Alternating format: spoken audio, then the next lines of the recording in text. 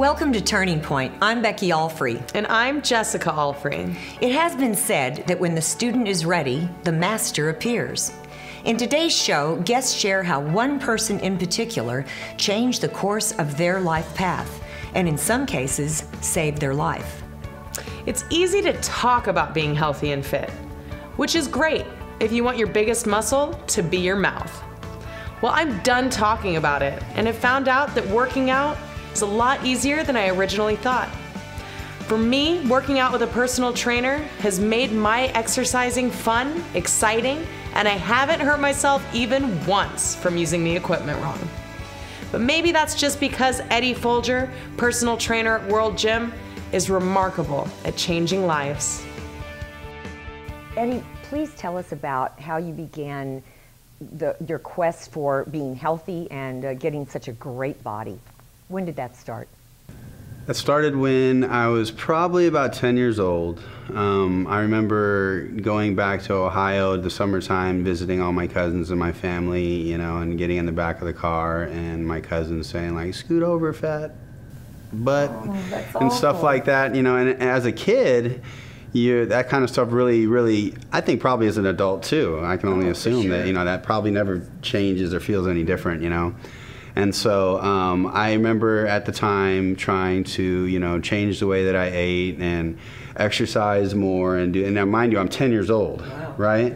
So I'm in the gym and I'm working out with weights and and I remember my mom would come home and like chop up fruit for me and, you know, try to make healthy stuff, even though we had no idea that we were feeding me probably all the wrong stuff. But that's about how I got started. At that point in time, like most people, I really didn't know probably what I was doing. So eventually I got to the point where I ate much less than I needed in order to try to continue to lose weight, and I got really skinny, and then of course you don't look the way you want at all because, you know, you just look terrible. You're skinny and you got no muscle. And so I joined a gym when I was probably about 16 years old with my mom, and the owner at the time was a professional bodybuilder, and he was the first person to actually put me on like a diet that actually helped my body change. And, you know, I saw that I could change and I got excited, and, you know, I eventually told him I wanted to do a show, and I did my first bodybuilding show at 19 years old. Weekend warrior would be somebody that works during the week and then on the weekend it kind of just throws it all up in the air, you know. I mean, you know, talking about partying and, you know, going to not only the club but the after party, and then next thing you know, the sun's coming up and those type of situations. At the time, thought I was finding my way, you know, I guess. And definitely ended up going and spending about 10 years inside state prison. So pretty much my whole 20s. I was sitting at home and I had no money and I wasn't working at the time. And because I lost my job because I didn't go in and open the place, you know. And then a friend called me, called me and was coming back from like Blythe or something, you know, and basically asked me what I was up to. I told him nothing. I had nothing going on. He asked me if I wanted to make some extra money, and that was pretty much how it all began. You know, he came over and then I started selling drugs. To make a long story short, eventually, 10 years, I got tired of Going back, bumping my head over and over and over again. Eventually you lose faith in yourself, you know, and you lose confidence in yourself and your own decisions to, you know, I mean, you can't even control your life anymore at this point in time. You know, I never knew how long I was going to be out when I got out, if it was going to be 2 weeks or, you know, a month, but it was never much longer than that. So I guess I could say it would be a preponderance of a lot of things in life over that 10-year period, and a lot of things that were instilled through my childhood as well that are still always kind of lingering around in a person. Eventually I decided I needed to do something to change my life, or I was going to be one of those guys that was in there for their whole life, you know. We have events that take place at Agua Caliente Casino right there. They have a really nice auditorium, and they hold competitions there from time to time. And so, well, side effects of my past lifestyle, I was not allowed to be there for 20 years. wow. Yeah, I was literally playing blackjack, and I had no idea that I had this hold on me, but I was like playing cards there one day And I will just say that I was informed that I was not allowed to be there for 20 years. I was never informed of that previously to that moment, you know. So when they started holding these events here, it was a big deal for me because I get a lot of athletes ready for shows. And for instance, there's a show that'll be coming up soon that will have about 10 people competing in it, you know, and it's very important that I'm there. So this was a sort of a stressful time for me because I was trying to get everything together and see if there was a way that we could work it out. And based on the way that things have been going, and we presented, you know, what I've been doing with my life and with reference letters, they completely reversed the ban. So now I can attend anything that we have going on over there. That's wonderful.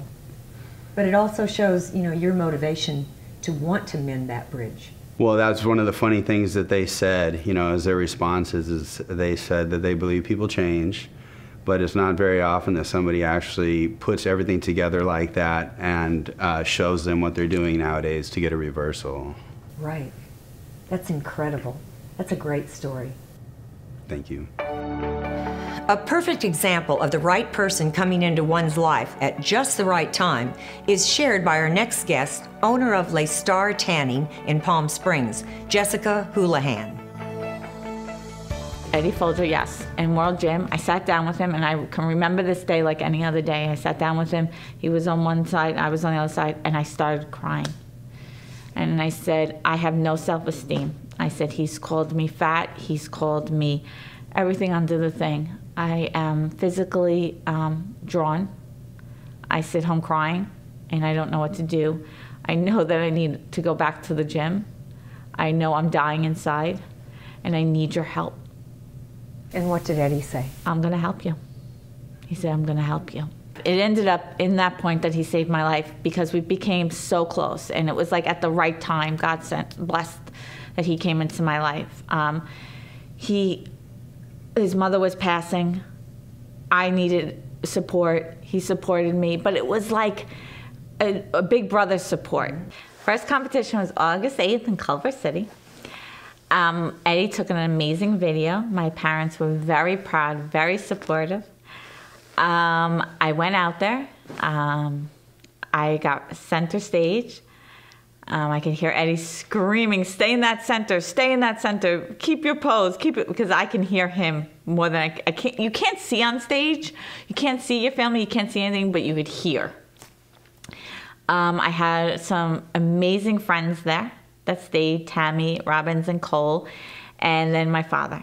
And my father, at the end, Eddie turned the camera and said, we have a proud papa here. And he goes, yes, you do. And it put tears in my eyes. And then the next morning, I go on Facebook, my father posts nothing. And there's a picture of me as a baby, as a young girl. We used to take pictures together because my father was a stay-at-home kind of dad. And he had a darkroom. We used to take pictures, and he had one of the pictures from the darkroom, and he had a picture of me winning on stage. And he said, my daughter won her first competition. I'm so proud of her. And I was like, oh my God, this is amazing. And it made it so worth every hour on the treadmill and everything to get that approval, as we are as alcoholics, to get that approval. And I'll just never forget that. It's on his thing, and it's an amazing video. It got over almost 2,000 hits, and it's amazing. I owned the golf course with my mother and father. We always did family businesses. I was never a school person. I tried it, I didn't try it. And then I liked making money, good money for myself. I started as a beverage cart girl. I started at a halfway house serving the hot dogs to the golfers as they first come in. And then I moved up. My brother used to work for us, so it was a really family thing. My brother couldn't, my father's a very stern, strict worker. Very stern, strict, how can I say it nicely? Businessman.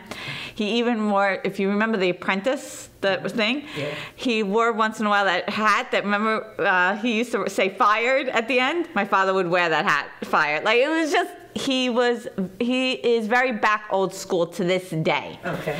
And controlling, maybe? Controlling, yes. Okay. He knows it. He's controlling. He likes the way things are done his way. And I learned from him. I didn't go to school, but I learned from him. I learned all my business sense from him, that I own my own business now. I learned everything from him. One of my favorite jobs ever. There was no more satisfaction when you forget the tips, forget all the hard work, is when Make-A-Wish would say to me, I raised $50,000 today. And it's like all that work went to nothing, and it made you feel so good about yourself. Now I'm 6 years in business on my own. I love my customers. They love me. They wish me well in my competitions. I have my trophies actually up there. I have a real good cheering crowd. Yes, I can do airbrush spray tan. I do airbrush custom spray tan, and I have tanning beds. I have regulars for airbrush spray tan. I have regulars or tanners. It's amazing that some tanners don't want to admit they tan. I will get a mother or a wife in the bed, and I can hear her lying to her husband on the phone, saying she's someplace else. Yes. And yeah, it's on Sunrise and Ramon. We're open 7 days a week, and I just love every minute of it because I'm a very people person. I love to talk to my people. So I am like their therapist and gets me out of my head. I'm going to go to school to be a sports nutritionist to help other girls. I think there's a call out there, especially for a lot of my friends. Definitely. And do meal plans and stuff and work with Eddie later when I finish my thing. So it's going to be a good combination. Most of us fantasize that if we just had X amount of money, all of our troubles would go away and our dreams would come true. Our next guest was given the gift of X amount of money. He shares his story and the reality of what really happens. I came into money young, around 18 years old, and I came into a good amount of money, and it was consistent, and I knew it was going to be consistent, and I really didn't have to work for it. I'm not going to get into exactly what it was, but as soon as I started getting that, I had an abundance of money. When you give, anybody a certain amount of money, you give a kid $20, they know exactly what they're going to do with that $20. They're going to spend it on food, and then they're going to, rent a movie or buy some candy, something like that. You give a kid $1,000, tell them they're going to get $1,000 every day, they're going to go buy a bunch of ridiculous stuff and spend it on stuff that they really don't need, and that's just to being short of how it was for my life, but it got more extreme than that. It ended up being into drugs and alcohol. Addiction became like a part of my story when I was real young. I think addiction started when I was like in 3rd grade. I moved around a lot as a kid, and we moved every year, for my dad, and I was split in between my dad and my mom, so I'd move twice a year, going back and forth in between the two as half and half, right. And so when I got into 3rd grade, I was looking for other things to do, other kids to hang out with. Started hanging out with the wrong kids, and we started stealing cigarettes from Rite Aid in 3rd grade, and we'd go out and make little forts and stuff and go out there and smoke cigarettes. The turning point when I actually looked at addiction differently was when I went to rehab and actually opened up my eyes to everything. Myself, I'm too hard-headed. I'd be like, oh, I got this. I don't need anybody else's help. When the strongest person is the person that could ask for somebody else's help. And that's really what I needed to be pushed to do, is be able to ask for somebody else's help. And you did. And I did. My life's the best it's ever been. Okay, so you don't miss any of those vices? No, I don't miss anything in my past. The friends and stuff, they weren't really friends. They were just acquaintances, other people looking for a drug or a high or someone to hang out with. Now I get to live with people and talk with people on a daily basis that are bettering themselves. So I know you actually just started changing up your training methods, and you started training with the Foulger soldiers and are actually getting ready for a competition. How has that change really affected your training? To be honest, it's like night and day. It's going from doing something that you like to do and then doing something that's going to be a lot harder, but it's also easier with a coach, telling you to do all the right things that he's went through before, because he's also competed himself. Knowing that you're eating the right things and you're dieting, and your regimen is 100%. It's a lot easier to go through the process knowing that you're okay in the good hands of a coach. Is it more motivational to be on a team that has the same ultimate goal? It is. It's also kind of, you know, I'm very competitive. Everybody else on the team is very competitive as well. And there's a group, like Saturday, we have classes, or we have a field day where we go out and we compete against each other. We do wind sprints, we do rope, and we do side shuffles, all kinds of stuff. And I like going out there just because I like wind sprints. I like trying to be the fastest, which I am. You're welcome, yeah. And so I like everybody else trying to keep up, and we push each other, and the drive is just crazy out there with everybody vibing together. It differentiated from my normal diet a lot, because my normal diet, I was eating like 3 plates for breakfast. Wouldn't eat for about 5-6 hours. So I'd end up eating like 3 times a day, and I'd be snacking during the day, you know. And now I'm on a regimen to eat every 2.5 hours, 6 times a day, you know, and some days I get a half a cup, or on one meal I get a half a cup of like oatmeal and 2 scoops of protein. And then, you know, I get like a half cup of brown rice, 5 ounces of chicken, and 3 ounces of greens. You know, it's, they seem like small portions, but I do carb cycling. That's where I up my carbs some days and I lower my carbs some days. So you get full some days, and some days, you know, you're hungry all the time, and you just have to get through it. But I mean, this is a proven, you know, thing to work by my coach and the members of the team. So I'm just struggling through it, you know. I was 210, and now I'm about 176. How do you feel on this diet, working out and doing everyday activities? I feel good, you know. Some days you get, you know, a little bit tired and everything. Obviously, with your body going through that big of a change that quick, you're gonna have your high days and your low days. But, you know, overall, I feel better, I look better. My abs are coming in, you know. I'm ready for summer, even though it's about to be winter. So work out dirty and eat clean. Oh yeah, every day. Our next guest, Morgan Evans, is a professional tennis pro at Shadow Mountain in Palm Desert. He recalls a humbling experience that woke him up and changed how he looks at life and people every day. So Morgan, tell us about your turning point when you were a roofer. Well, Becky, it's back in 2006.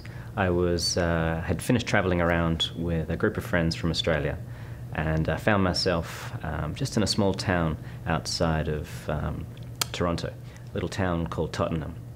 Tottenham, it was one of those towns, if it was in Australia, it would be we'd call it a beer truck town. A beer truck town essentially is when a truck carrying a lot of beer was traveling to a new town. Sometimes it would break down, and the locals kind of thought it would just make more sense to build the town around the beer as opposed to try and get it to the destination. Anyway, so I was stuck in this town trying to make a relationship work and doing what I could to make a living. Working as a roofer, putting my normal career as a tennis coach on hold for a while. And I remember this day like it was yesterday. It was, I think it was a Tuesday, actually, but it might have been a Wednesday. Who knows? Now, at this time, I was the guy just hauling shingles and picking up pieces. I was the laborer, which wasn't too much fun. But anyway, one day they decided it was time I was actually going to get to start nailing in the shingles. So instead of carrying the bundles of shingles up the roof, I was going to have a chance to actually make some real money. And you know, if you could do it well, you'd make $60 an hour. And for me, at the Pretty good. Well, I guess so. At the time, that felt like a lot of money for me, so I was very excited. My boss at the time, Todd, he was a special kind of guy, and he left us on the roof.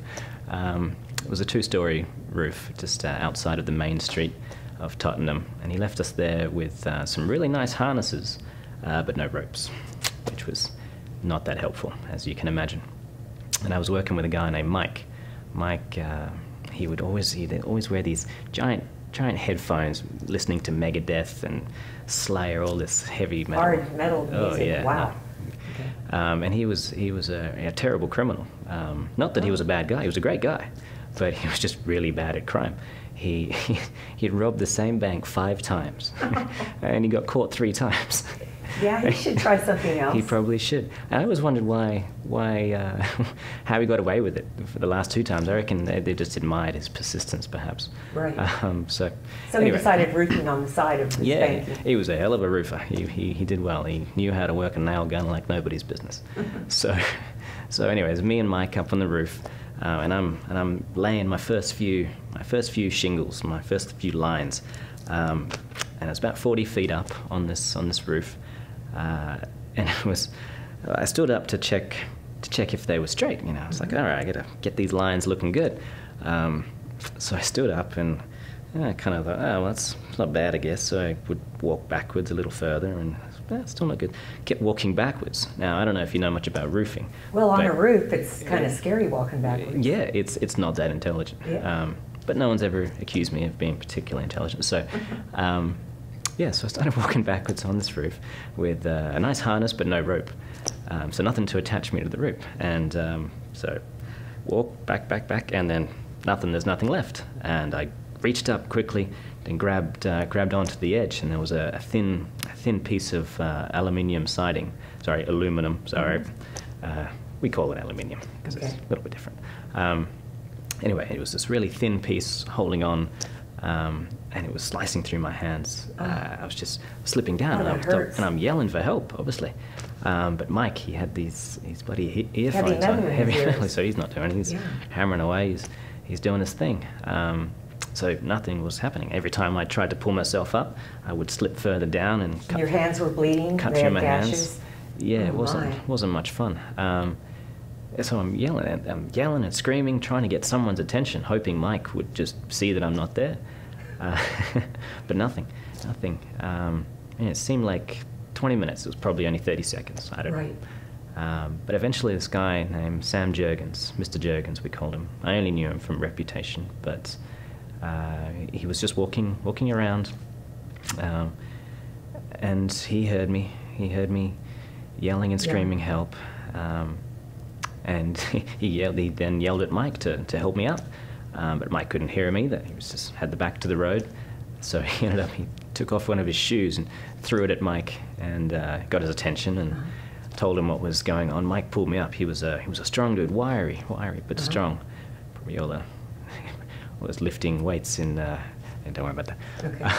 And the man yes. was there within ear distance, and yes. he had to, because you were going to fall. You were going to. Yeah, no, below me was, it wasn't looking good. I was underneath. It was about 40 feet or so, and it was an intersection of a gate and a picket fence. So that was going to be my destiny. You were going to fall down on the picket fence. It wasn't going to be pretty. Picket fence. Yeah, not much fun. It sounds really horrible. Yeah, I wasn't looking forward to that. So good old Mike, he ran over, strong dude, he pulls me up, and I'm there, and trying to get the blood off, and we're both just lay there on the roof, thinking about what could have happened. All this time, this guy Sam, I guess he got his shoe back, and he just kept walking, and I didn't get to meet him. I didn't get to thank him, but assumed that I would see him later at the bar, So he was just a local? Just a local guy living very close by, and just out for a walk. Out for a walk, but had within ear distance of you. And had he not been there, so you would have died. Yeah, he would have. That would have been it. It would have been, no doubt. You would have been stabbed to death, basically, from the picket fence. Seriously. I mean, yes, it would have been. I don't know how exactly I would have fell, but it was going to be not pretty. So. Right. Anyway, this guy, he saved me, and he would have no idea what was about to happen. Neither would I. We sat there on the roof for 20 minutes waiting for our boss to get back to let him know. About 3 hours later, I got a call that Mr. Jurgens, Sam Jurgens, he was rushed to hospital with a blood infection, and the doctors had told him that the infection had been in his system for at least a week or 2, and it was amazing that he was walking around. And he died almost instantly there, at the hospital, same day. But the So man, within how much time? I think it was 3 or 4 hours. Within 3 or 4 hours, Yeah. he died. It's gone. I never got to see him, never got to thank him. But he lasted just long enough to Save your life. to get me out of jail. I mean, it was, you know, if there's something that told me that maybe I should get back on to the track that I was on, you know, I was certainly on a different path, and struggling to find where I was wanting to be, where I was trying to go. The next day I quit that job. I finished up roofing, and about a week later I found a job teaching tennis again. That job gave me another one, and it was a snowball effect from there. And since then, I've used teaching tennis I've lived in now 17 different countries around the world. You know, I've had more fun than most people have in their life. So it was a turning point for you. It certainly was, yeah. And do you look at life and people differently because of that experience? Yeah, no, I certainly feel like there must have been someone watching out. Whether Sam was a guardian angel or just a guy walking down the street, I don't know about. I don't know. It's certainly not my place to think of what's and the whys, and you know, we can spend our lives trying to figure out what's happened, why it happened, and where we're going and where we should be going. At the end of the day, you know, you're here for a little while, and maybe it's not that life is so short. Maybe it's just because we're dead for a really long time. Who knows? That's cute. But it did make you look at people differently too, didn't it? Yeah. So do you believe differently when it comes to people that come into our lives? Do you believe that there's a synchronicity? Certainly. I think what it did for me is it gave me a fundamental belief that you just never know which are the people that walk into your life and change that profoundly. You know, I think I had met him once in passing from a friend of a friend, and I didn't think much of it at all. Right. You know, I had no idea that he was going to be someone who would save your life, give me a second chance. I mean, my parents made me a good man, but he gave me a chance to get better every day. And if I ever get to where he is, you know, I wanna shake his hand and have a beer with him. That sounds awesome. Thank you for sharing that with us, Morgan. You're very welcome, Becky. It's a beautiful story. You're very welcome. We hope you enjoyed today's show. If you have a turning point that you would like to share, please call the number at the bottom of the screen. And remember, if you're smiling, you're always giving positive energy. 'Cause it's a fact, smiling is contagious.